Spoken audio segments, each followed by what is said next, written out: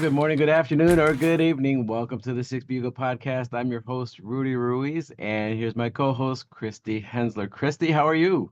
Hello, I'm good. I'm All feeling right. empowered.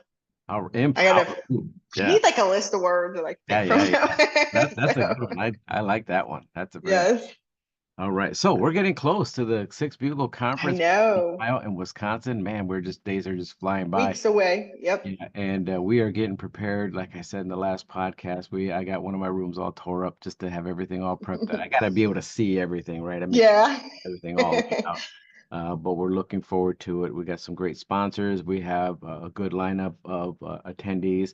A lot of new attendees, Christy. So that's a That's good. awesome. Yeah, that's Yes, for a sure. variety of states too. We got St. Louis, Missouri, joining. Nice. My old Yeah, stomping grounds. yeah, Okay, so nice. that's a good one. Some are coming back from Illinois, and Okay. we got New Hampshire. That's a new state also. So looking Woohoo. forward to that. With Georgia, of course, is coming back. So Ohio, Michigan, Illinois, Indiana. I mean, we're all over. Of course, Wisconsin. So we're all looking forward to it, and it's gonna be huge. And maybe we should think about going national. What do you think? Yeah, I think that'd be fun. We should get a bus and put a label on There you go. Yeah. it. Go We around could do picking a everybody 2 month up. tour. Yeah.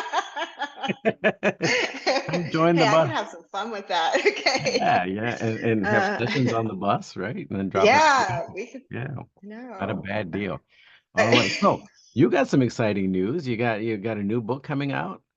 I do. As you all know, I've been working finally. It's been a long process. It was not a fun process, but yeah. So the book that I'm part of with Kathy Ireland should be out this fall. I'm hoping, fingers crossed, before the end of the year for Okay, sure. But finally got my piece for it written. I had to fire a couple ghostwriters in the process, but it was what it was meant to be. I wanted to write it for myself from the beginning, but sure. they, wanted me to go their process, which I understand. But Right, I just knew within my gut that like it wasn't going to work, and right. kept giving them opportunities to deliver. And I was like, no, this can't sound like an obituary. This has to be true. This can't sound like a fantasy novel, And so, Oh, right, but right.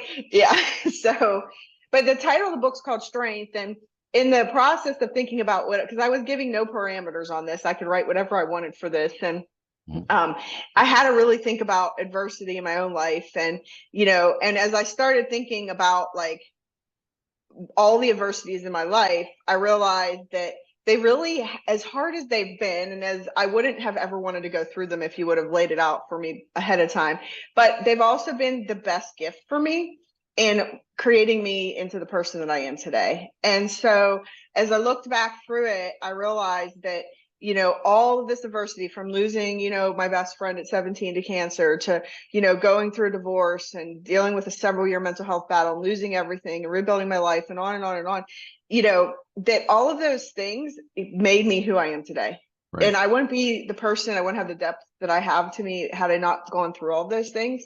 But I had to look back and go, like, how did I even survive all some of that stuff, and reflect on those things. And I feel like so many times we, and I realized the other key I realized in just talking through this with hours with Matt is sometimes when our life is perfect, not perfect, but when we don't have any really hard times, and early on in Right. my life, it was like that. I thought, I've got a plan, I'm going to do it, until life started slapping me in the face. But Sure. we can tend to play it safe because we don't want to, risk our comfort or our security or our stability or anything like that.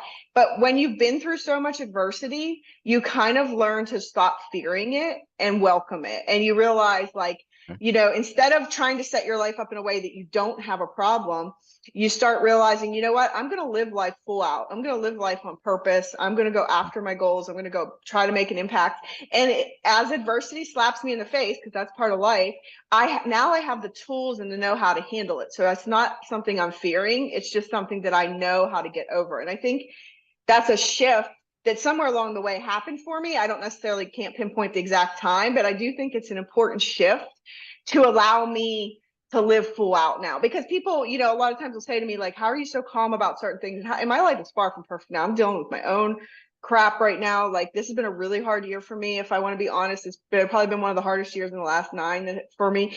And, and it's because I don't fear this stuff. I've been there before. I know I have the tools to get through it, Sure. and so I'm not, it allows me to live life just kind of with an open hand and not try to control everything. Hmm. So it's been interesting, but go ahead. Do you want to say something? No, I'm no, looking at my book. a couple things come to mind. One, I know you're a person of faith, and Mhm. you in some cases you have to go through those things, right? Mhm. Because not because God is cruel to you, but because you have a purpose, and your Right. purpose was and I'm getting chills just thinking about this, but the purpose is something very specific, and only you Mhm. and God know what it is. And Right.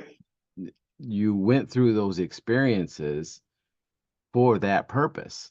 And Mhm. you wrote some great material in your first book. Now you got a second book, and think about the impact that's going to have on people that you may have never even met or will never meet Right.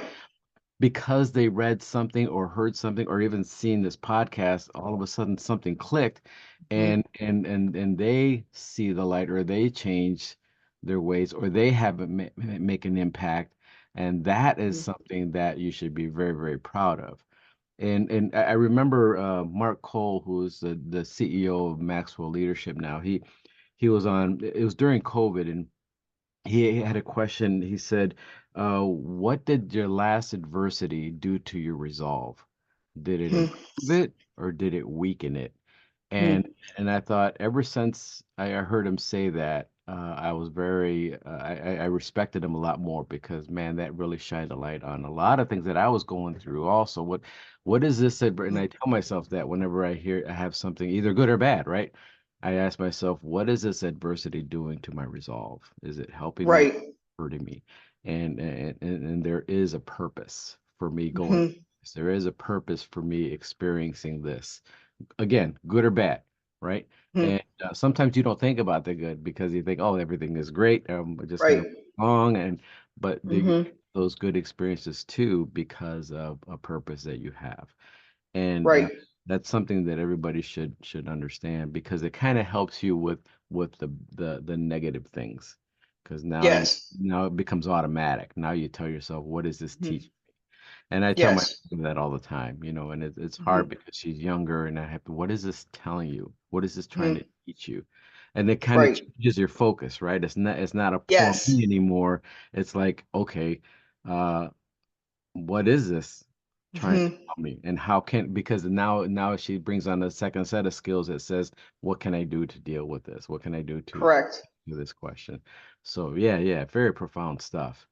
It And empowers you, because it changes that from victim to victor. Like, right, okay, now all of a sudden I have control over how I choose to respond to this instead right, of just with the card I've been dealt. It's like, well, I have the choice on how I'm going to respond to it. And that in itself is empowering, and it makes you feel like that you have some option at least. And nobody wants to feel, we've all been in those positions when we feel helpless and hopeless. And that's a very place of deep despair sometimes, like I don't even know, sure. but when you feel like, no, I have a response to this, I have options, then just sometimes that shift is enough to make you feel empowered to make the decisions you need to do to Exactly. get to the other side. Exactly. I was thinking the same thing. If you don't reach that point, you're all of a sudden saying, "Oh, poor me," and then you start Mhm. going into a hole that you're gonna not gonna be able to get out of, and that happens to Correct. a lot of people, and to the point Mhm. where they have a hard time getting out, or they resort to other things to kind of alleviate the pain, drugs, alcohol, things like that. Mhm. So you want to avoid that as much as possible. So Mhm. change your mindset. It's the same situation. You just have to change your mindset and look at it differently. Yeah, and you really have to embrace the pain. That is one point I talk about in there, because we live in a society, we don't want discomfort. We're human beings. We want, and so it's like we're so quick to go, this is uncomfortable. So how do I numb it? How do I escape it? There's a million different ways you can do it. And instead of, sometimes it's like, no, the only way out is through. You'll get there. I know I've messed myself over so many times in my life trying to escape the pain, making worse situations and more pain rather than just embracing it and getting to the other side. It's a lot quicker path, because at some point, if you're really going to heal, live your purpose, be whole, you've got to embrace it and walk through it. Right. And your brain is designed that way. It's not, Yes. the fall. That's how your brain is designed. Fight, Right. flight, fawn. Hmm. That's just how it is. So, but now we have a lot of additional information that we have to kind of change that whole. Yes. That great So stuff. yeah. Oh, good stuff. See, this is what we offer at the Six View and for our Six Beagle family. And we are looking forward to seeing you all again in the next few weeks, and both in Ohio and in Wisconsin. Ohio, if I could go through anything else, Christy, before we go. No, I think that's it. I'm excited for the book to come out. Y'all can read the whole thing, but that's a sneak peek. More than any I've given anybody else, other than a few people that have read it for me. Hey, So great yeah. Christmas present too, just in time for. Yes, it would be. Yes. Right. All So right. So going real quick over the conference here. So on let's see, Ohio on Wednesday, September 4th. We have Christy's going to talk a little bit about with an icebreaker, and then our first guest is going to be Jeff Smith from WTOL Channel 11 News. He's it an could be on anchor the there. news. Yeah, and Okay. he's going to talk about the value of communications. Great stuff. Awesome. I got a chance to hear him speak, and he's going to be dynamite. You're going to absolutely love him. Then we go into a fireproofing your workflow with the value of artificial intelligence. So I'm going to mention that. And if you happen to see our questionnaire out there, go ahead, feel free to answer. We got a few back already, Christy. So we're getting some good Nice. here and how we can specify, because that's a huge topic and there's a lot of people that are afraid of it, but a lot of people that want to embrace it, they just don't know how. Yes. Be able to educate you a little bit and get you more familiar with it. So Mhm. it brings you value. That'll be good. Jonathan Downs is going to be talking about current fire service legal issues. And then Phoebe Sloan is going to be there on Thursday for mindful movement, chair yoga, and general practice for stress relief. And then Dr. Humera Latif is going to be talking about what is culinary medicine. And then we're going to close out the day with executive assistant panel. We're going to have some seasoned executive assistants there to talk about answer any questions, talk about some of the current topics that they're dealing with, and also help out any of the younger, I shouldn't say younger, any of the newer executive Newer. assistants.